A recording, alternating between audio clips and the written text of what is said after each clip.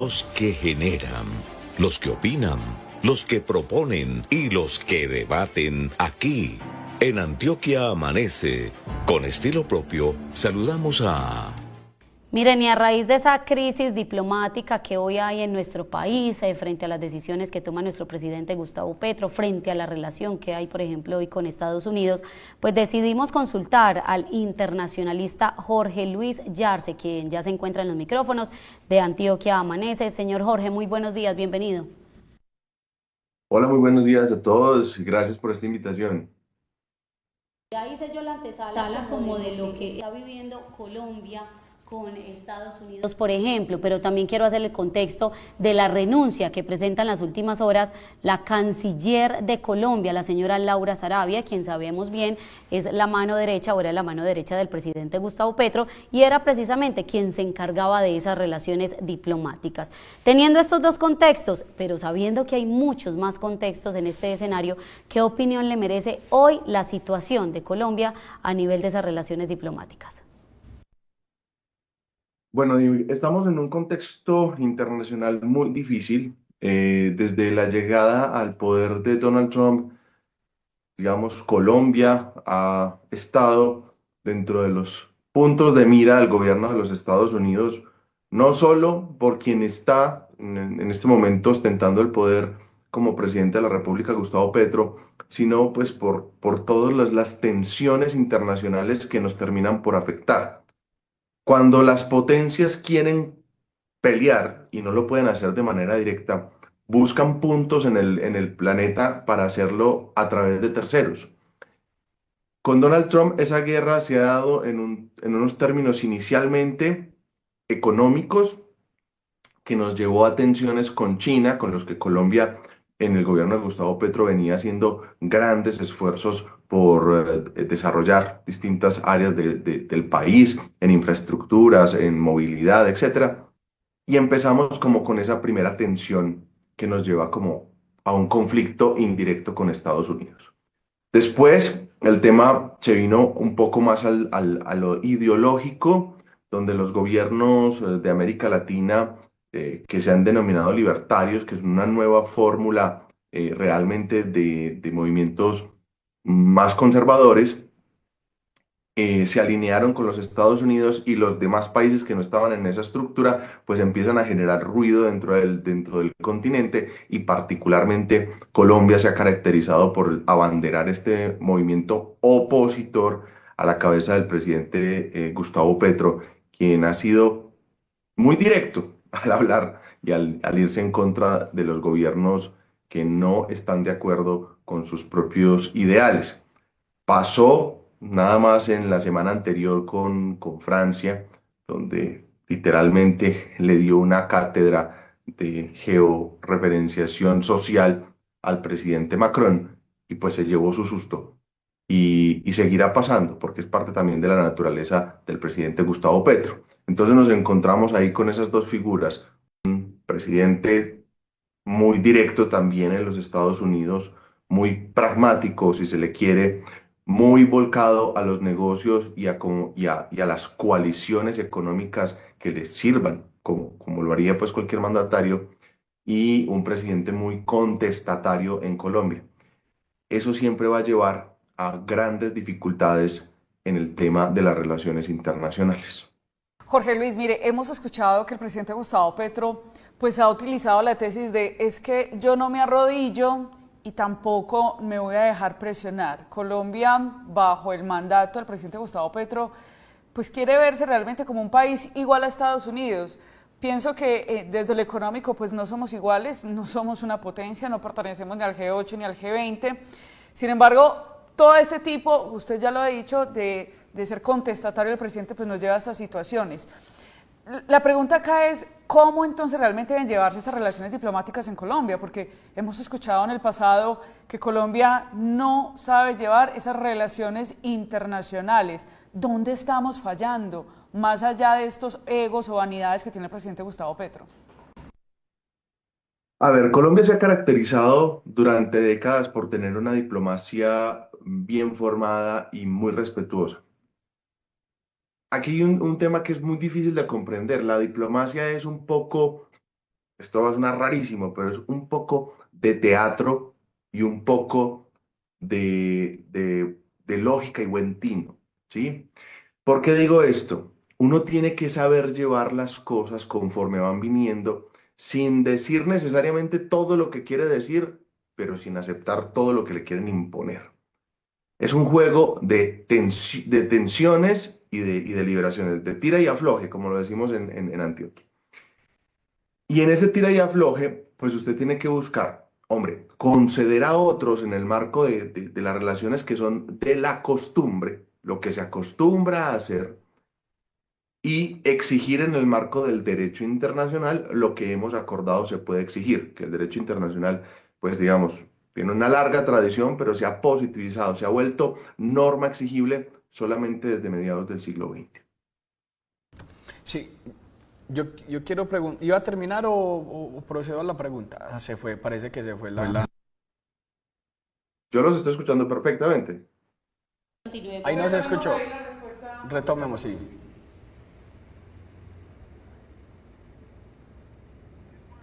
Cerré. Jorge Luis, ¿nos escucha? Perfectamente, sí. Bueno, respuesta, ¿usted iba a terminar en alguna frase o continuamos con la otra pregunta? No sé hasta dónde me escucharon. Usted nos manifestaba esa idea principal de, eso es un juego casi que de teatro, las relaciones de diplomacia. Concluirlo es que Colombia se ha caracterizado por tener una diplomacia muy bien formada, pero en la última década, digamos, se ha optado por un tono más independiente, si se quiere pensar de esa manera, muy movido por los cambios ideológicos que sufrió América Latina desde el año 1999 y que se fueron reforzando en esa última década de la que venimos hablando. Pero a la final, nosotros tenemos que mantenernos en un lugar donde sí somos una nación independiente, somos un país con autonomía, pero es que en el planeta no podemos vivir solos. Tenemos que estar trabajando armónicamente, primero con los más cercanos, por cuestiones territoriales, por adyacencia, porque, hombre, es más fácil negociar con los que tenemos al lado, y entre ellos está Estados Unidos, que darle la vuelta al mundo para negociar con otros países, otras potencias. Y dos, entender que nosotros no tenemos la capacidad de defender de pleno derecho nuestros intereses.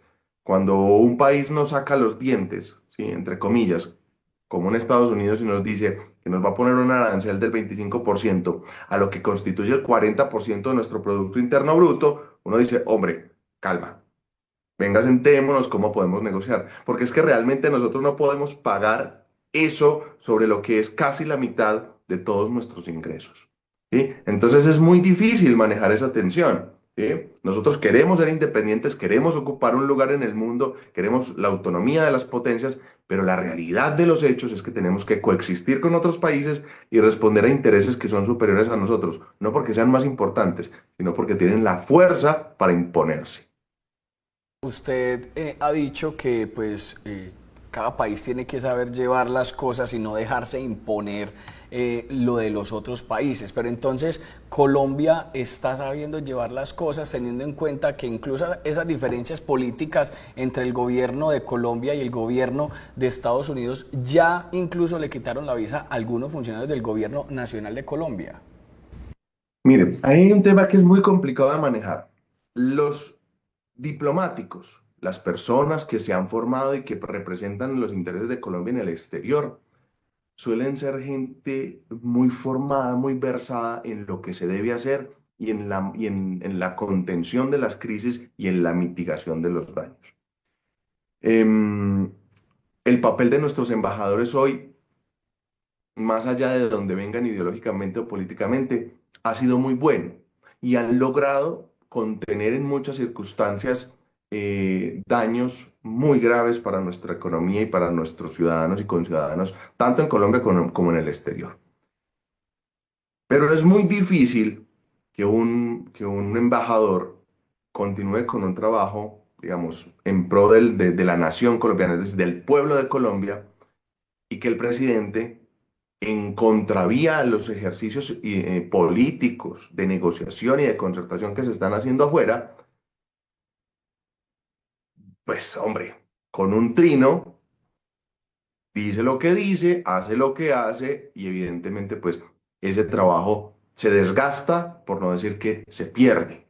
Entonces ahí hay dos caras de la moneda. La diplomacia como institucionalidad en Colombia ha funcionado y ha funcionado muy bien, pero la política es lo que nos está fallando. ¿Sí? Ese es el dilema que yo les explico, trato de transmitirles, no explicarles, trato de transmitirles con lo que es esa diplomacia internacional. En lo diplomático funciona.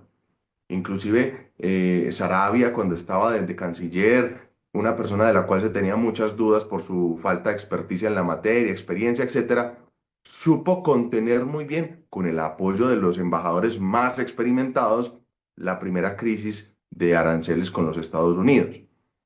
Pero si esa contención no se mantiene también en lo político, en el discurso, en la violencia de los mensajes, pues eso se pierde y es lo que nos está pasando. Jorge Luis, para que sigamos en esa misma línea de Laura Sarabia que usted le acaba de mencionar, pues lo último que sucedió fue, después de la renuncia, pues ella presenta los argumentos de esa renuncia y dice que el señor Pastor Sade o Alfredo Sade, se inmiscuyó, si cabe la expresión, en alguna de las funciones de la Cancillería. Ella no estuvo de acuerdo, pero el presidente Gustavo Petro apoya esa decisión que tuvo o que tomó el señor Sade. ¿Qué opinión le merece? ¿Quién falló en el actuar? ¿La canciller por haber renunciado? ¿El presidente Gustavo Petro por haber avalado esa decisión de Alfredo Sade? ¿Alfredo Sade por haberse inmiscuido en las funciones de la Cancillería? Y que lo que lleva es a que hoy de pronto Colombia no tenga la expedición de los pasaportes. ¿Qué opinión le merece? Mire, yo le voy a plantear una perspectiva desde lo que haría yo si estuviera en los zapatos de Sarabia en ese momento. Es muy raro lo que sucedió y no conocemos, pues, a detalle las motivaciones de uno y otro extremo para que esto se haya dado. Pero si yo tengo unas funciones, los funcionarios públicos, todos los funcionarios públicos de Colombia tienen sus funciones dadas por la ley, ¿sí? Ampliadas a través de decretos, lo que sea, pero la ley, la constitución y la ley es la que dice usted como funcionario qué puede y qué no puede hacer. Los ministros y el presidente conforman gobierno, entonces son la primera línea, ese primer gran círculo del poder en Colombia. Y debajo de ellos están los directores de departamentos descentralizados, nacionales, etcétera, como el señor Saad. ¿Cómo una persona que tiene, administrativamente hablando y jurídicamente hablando, una jerarquía inferior a la de un ministro, le puede dar órdenes a un ministro? Bien, dentro de la estructura del poder interno que se generó en Palacio, de pronto eso era viable, muy bien. Pero ¿cómo puede tomar decisiones sobre una cartera de la cual yo soy el administrador? Yo soy el que tengo que responder. Yo soy el jurídicamente responsable de todo lo que se haga bajo mi mando como funcionario público y en particular como ministro. Listo, yo digo, ¿qué hago? ¿Me pongo a pelear con el presidente? Nosotros sabemos cómo terminan las peleas con el presidente. ¿Acepto esto que es abiertamente ilegal, que implica una sanción económica para la institución por el incumplimiento de un contrato y que pueden repetir en mi contra por todo el detrimento patrimonial y que además puedo ser sancionable vía administrativa, vía disciplinaria y vía penal? Pues si el presidente, que es mi jefe, no quiere entender eso, yo le digo adiós, ¿sí? Aquí tenemos un tema que habla de la usurpación de funciones públicas. Tenemos un tema que habla del incumplimiento de contratos, de las sanciones administrativas al incumplimiento de contratos y de las acciones disciplinarias y penales por haber permitido, en últimas, lo que puede constituirse en detrimentos para la nación, en la pérdida de plata para la nación. Entonces, a la doctora Sarabia realmente es que no le quedaba de otra, porque ella está muy joven, seguramente tiene una carrera política por delante que quiere seguir explotando y quedarse ahí, ¿cierto?, viviendo de la lealtad, le hubiera significado probablemente décadas de empapelamiento en tribunales por distintos casos. Entonces, era lo que le correspondía. Muy extraña la actuación desde presidencia, muy extraña la actuación desde el director del DAPRE, pero a ella realmente no le quedaba más opción.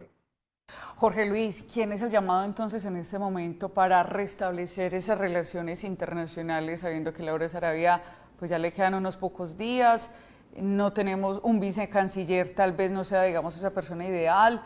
¿Quién sería acá el llamado si lo vemos en las relaciones de diplomacia? No, realmente habrá que esperar qué decisión toma el presidente de la República, porque es una cosa que está bajo directa autoridad del presidente. Y las decisiones de los ministros en este momento no corresponden a utilidad de la nación, sino a proteger el proyecto político del pacto histórico o de la Colombia humana.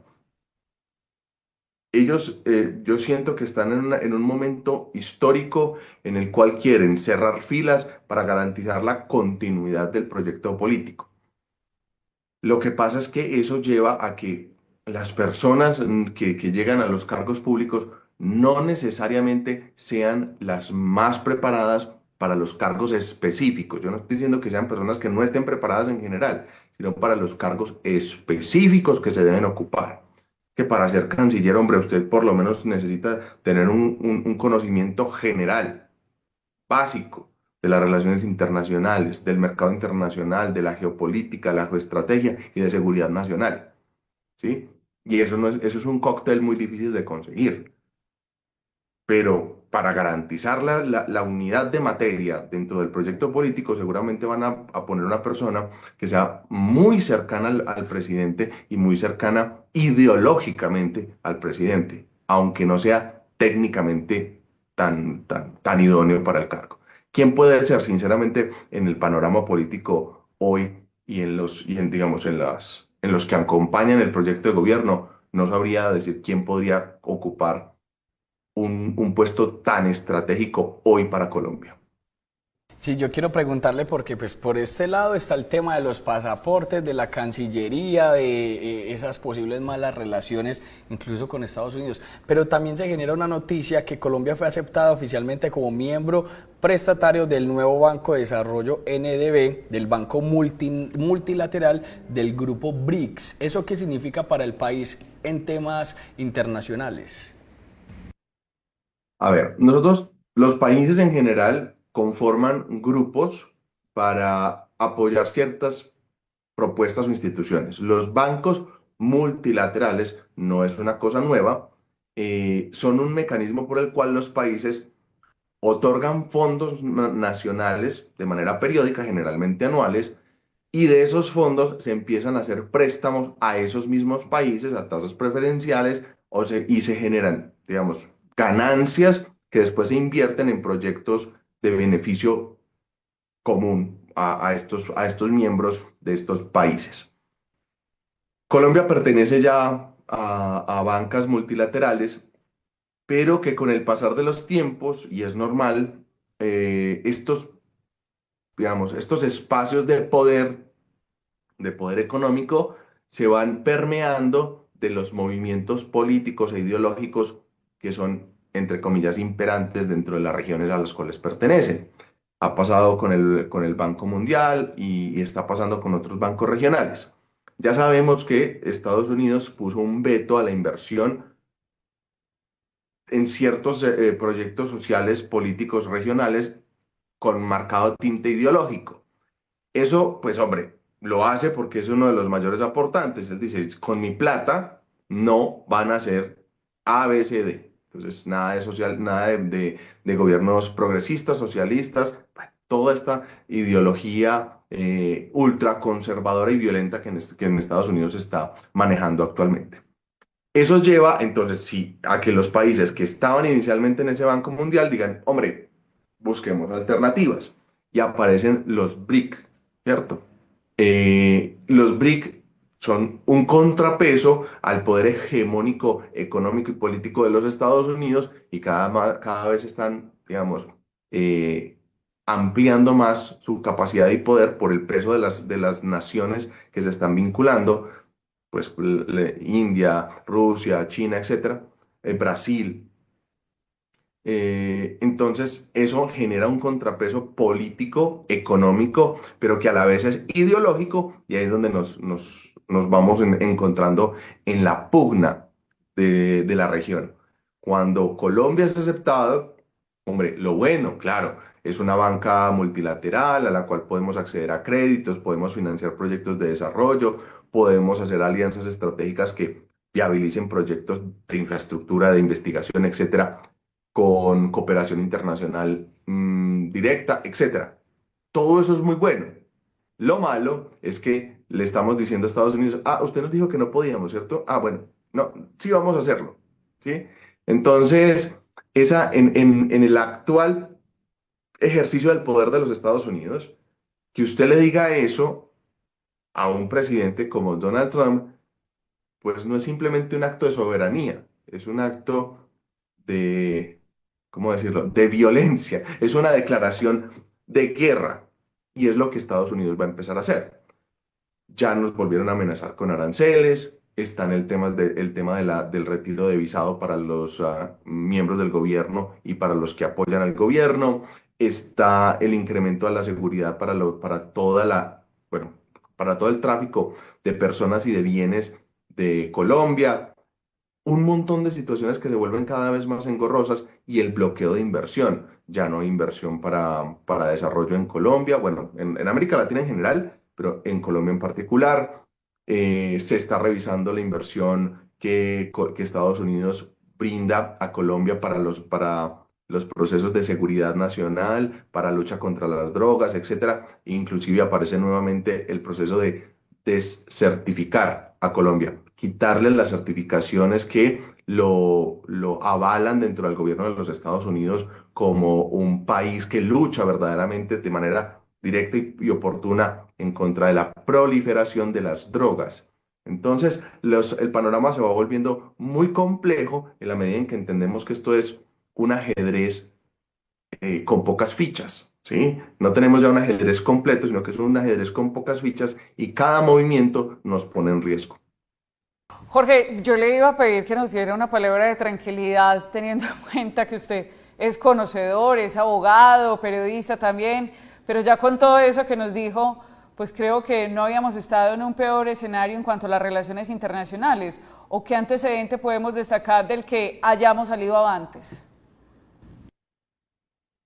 Como este no, digamos, el antecedente más cercano sería la crisis del 95-96 con el presidente Samper, pero es que era un tema muy con el presidente, no era con el gobierno, era con el presidente. El entonces presidente Clinton nunca tuvo acciones que fueran en contra de los intereses de la nación colombiana, del pueblo colombiano. Retiró la visa del entonces presidente, tuvo algunas discrecionalidades con los miembros de su gobierno en su momento, pero nunca se sintió que fuera en contra de la nación colombiana. ¿Yo qué pienso, hombre? En este momento Colombia está pasando por un periodo de transición, ya se inicia el último año de gobierno, los países saben que el último año de gobierno siempre tiene sus altas y sus bajas, más cuando en Colombia, desde el último gobierno del presidente Uribe, pues se ha acostumbrado a que haya un intento de continuidad de los proyectos políticos si no pueden continuar las personas en el poder. Y eso pues genera picos, altas y bajas dentro del proceso social, político, ideológico y económico. En esas dinámicas, los intereses de las naciones extranjeras también empiezan a jugar y entonces empiezan a decir, bueno, ¿hasta dónde presionamos, ¿sí? Para que la gente, el pueblo de Colombia tome decisiones en una u otra dirección? Porque sí, hay un interés en que haya un cambio político, ideológico en Colombia y presionar ciertas cosas, hacerle difíciles a los colombianos ciertas cosas, pues seguramente van a motivar que los colombianos voten en una o en otra dirección. Eso, digamos, no ha sido nuevo, ha sido una estrategia que se ha utilizado desde el año 48, bueno, desde el año 46 en Colombia, a través de la injerencia directa de Estados Unidos, y, digamos, en la campaña de Juan Manuel Santos también se vivió un poco de zozobra por algún tipo de intervención desde Rusia y otras partes del planeta. Eso no es raro esperar que en ese ejercicio de tira y afloje de esas clavijas internacionales para promover intereses internacionales en Colombia, nos vamos a ir durante este año. Sí, con muchas amenazas, pero probablemente, esperemos, con pocas realidades. A Estados Unidos de manera particular no le interesa una Colombia en ruinas. La cooperación internacional, militar, de inteligencia, los procesos de interdicción aérea y marítima, tanto en el Pacífico como en el Caribe, en el Atlántico, son coordinados desde bases militares colombianas, etcétera. Tenemos muchas cosas que le son más interesantes y más importantes a los Estados Unidos que la actual coyuntura social y política. Ellos van a tratar de generar algún tipo de presión, pero Colombia ha sabido resistir y ha salir avante en esos procesos. No somos independientes como quisiéramos creer que podemos vivir solos en el planeta. Dependemos de manera muy importante de lo que compartimos o intercambiamos con los Estados Unidos, pero también estamos cambiando de perspectiva y nos estamos abriendo al mundo, a otras lógicas, a otros mercados, y eso nos va dando una fortaleza y una tranquilidad. El tema de los visados, ya sabemos digamos, los colombianos en este momento estamos bajo un escrutinio muy detallado en los Estados Unidos. Los miembros del gobierno van a empezar a perder seguramente sus visas, pero no todos y no de manera indiscriminada. Estados Unidos suele plantear criterios. Uno de los criterios, por ejemplo, que usted tenga conocimiento del manejo de armas, que usted haya participado, cosas por el estilo, y eso es van a empezar a aplicar esos criterios. El mundo va a perder su visa y no todos los miembros del gobierno van a perder su visa y no nos van a cerrar la puerta a los Estados Unidos. Es simplemente mecanismos de presión para que los colombianos empiecen a tomar decisiones en una o en otra dirección con miras a las elecciones del 2026 en una campaña que ya comenzó colmada de, pues, ¿cómo decirlo? De terror. Él es internacionalista, Jorge Luis Yarse, estuvo hoy en Antioquia Amanece. Jorge Luis, muchísimas gracias por haber madrugado con Antioquia Amanece y por habernos ilustrado este contexto tan complicado para todos los colombianos. Un feliz día para usted. Un honor acompañarlos. Muchísimas gracias por la invitación y bueno, hasta que los pueda acompañar de nuevo. Feliz día a todos y todas. Que sí, un feliz día para usted.